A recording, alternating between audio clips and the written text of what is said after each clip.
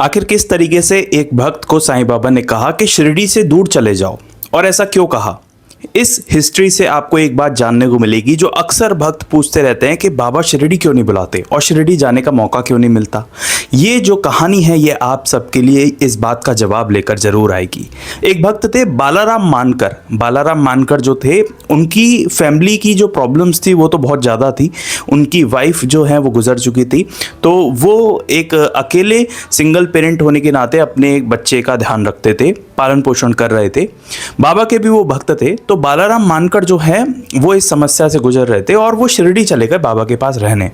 वो बाबा के पास रहने लगे, लेकिन कुछ समय बाद बाबा ने उन्हें अपने पास बुलाया और उनसे कहा कि बालाराम शिरडी छोड़कर चले जाओ, और उन्हें कुछ पैसे दिए और उनसे कहा कि तुम यहाँ से चले जाओ और जाकर बस जाओ मच्छिंद्रगढ़ में। मच्छिंद्रगढ़ जाओ, वहाँ की शुद्ध हवा शुद्ध पानी लो, 3 समय, दिन के 3 समय वहाँ पर मेडिटेशन यानी कि ध्यान करो और वहीं रहो, शिरडी मत रहो। शुरू में तो बालाराम को बहुत बुरा लगा कि बाबा अपने से उन्हें दूर क्यों करना चाह रहे हैं। जिसके बाद बालाराम ने बाबा से पूछा भी, लेकिन बाबा ने बिना कुछ उत्तर दिए उन्हें पैसे देके रवाना कर दिया।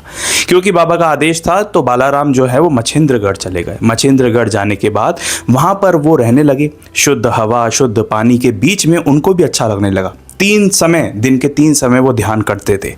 एक समय ऐसा आया जब वो दिन में बैठकर ध्यान कर रहे थे, अचानक से उनको बाबा के दर्शन हुए। और उस ध्यान में जब बाबा के दर्शन हुए तो बाबा से उन्होंने प्रश्न किया कि आपने मुझे यहाँ ध्यान करने के लिए भेज दिया, शिरडी में क्या बुराई थी और क्या मैं आपको पसंद नहीं था, तो आपने मुझे इधर क्यों भेजा? तो बाबा बोलते हैं कि तुम्हारा जो मन था वो वहाँ पर बहुत विचलित था, कई सारे विचार तुम्हारे अंदर से गुजर रहे थे और तुम ऐसा सोचते थे कि मेरा वास सिर्फ शिरडी में ही है। इस वजह से तुम अपने जीवन पर और अपने अंदर ध्यान नहीं लगा पा रहे थे, जिस वजह से मैंने तुम्हें मच्छिंद्रगढ़ आने को कहा और यहाँ तुम ध्यान लगा पाए और तुम्हें मेरे साक्षात दर्शन हो रहे हैं।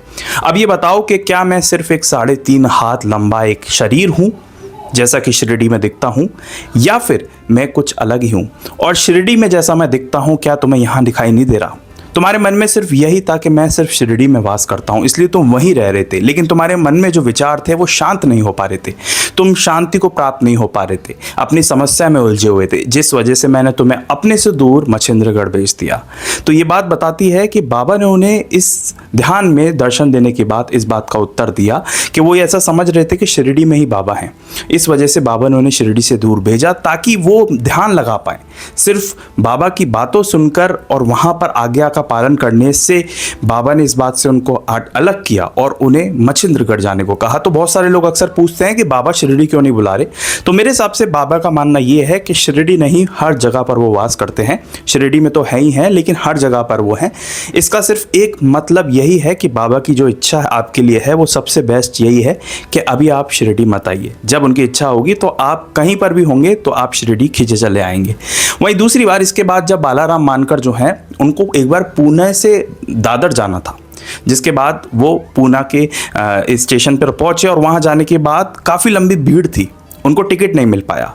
अचानक से उनके पीछे एक आदमी आया जिसने चद्दर ओढ़ी हुई थी, एक ब्लैंकेट सा ओढ़ा हुआ था, और वो आकर बोलता है कि भाई तुम्हें कहाँ जाना है? तो बालाराम बोलते हैं कि मुझे दादर जाना है, लेकिन टिकट नहीं मिल पा रहा क्योंकि भीड़ बहुत सारी है। उसके बाद बालाराम को वो एक टिकट देते हैं और कहते हैं कि मुझे भी दादर जाना था, अब ये मेरा टिकट तुम ले लो, क्योंकि मेरे को कोई काम आ गया है, ज़रूरत थी, तो मैं उस वजह से जाऊंगा नहीं। जब टिकट को बालाराम ने देखा और जैसे ही उस व्यक्ति की तरफ देखा तो वो व्यक्ति वहाँ से जा चुका था। बालाराम को बाबा के होने का एहसास हुआ कि बाबा किसी न किसी रूप में आए और जहाँ उन्हें जाना था वहाँ का टिकट थमा गए। देखिए, वैसे तो बालाराम ने अपने आखिरी समय यानी कि अंतिम दिन शिरडी में ही गुजारे, लेकिन कुछ समय के लिए बाबा ने उन्हें शिरडी से दूर मच्छिंद्रगढ़ भेज दिया था, जो एक प्रूफ था कि बाबा उनको ये समझाना चाहते थे कि शिरडी में तो बाबा वास करते ही हैं, लेकिन उसके अलावा भी बाबा के दर्शन हो सकते हैं और उसमें और वहाँ पर वास करने में कोई भी अंतर नहीं है। उम्मीद है आपको ये हिस्ट्री जानकर अच्छी लगी होगी, क्योंकि मेरा ऐसा मानना है कि हर भक्त की कहानी कुछ ना कुछ सिखाकर जरूर जाती है। अगर आप बाबा से जुड़ा हुआ ऐसा इतिहास जानना चाहते हैं, बाबा से जुड़ी हुई उनके भक्तों से जुड़ी हुई ऐसी हिस्ट्री जानना चाहते हैं, तो आप इस चैनल को भी सब्सक्राइब कर सकते हैं। कल रात के समय, कल 8 बजे के आसपास मेरी वीडियो आती है, तो कल शाम को या रात को दोबारा मिलेंगे। तब तक के लिए ओम साई राम।